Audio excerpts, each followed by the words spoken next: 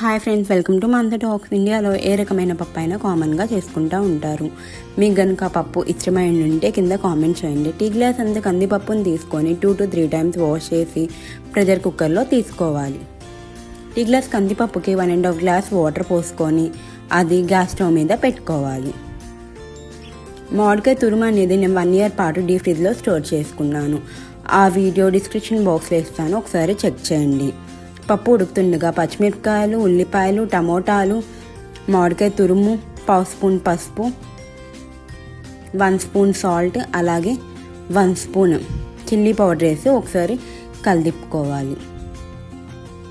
Cooker మూత పెట్టుకొని 5 whistles high flame మీద, 4 whistles లో ఫ్లేమ్ మీద తెప్పించుకోవాలి. ప్రెషర్ పోయాక పప్పు గుత్తితో పప్పుని మెదుపుకోవాలి. కన్సిస్టెన్సీ సరిపోతుందంటే ఉంచుకోండి, లేకపోతే మరిగించే వాటర్ పోసుకొని ఒకసారి కలుపుకోండి.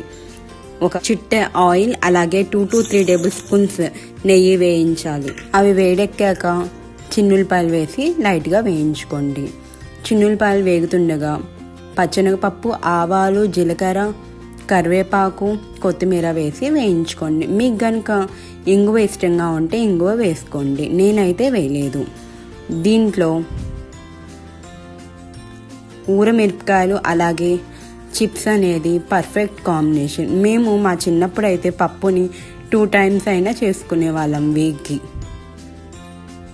పప్పుకి పర్ఫెక్ట్ కాంబినేషన్ ఊరమిరపకాయలు, మాగాయ పచ్చడి లేదా ఆవకాయ పచ్చడి, అలాగే చిప్స్.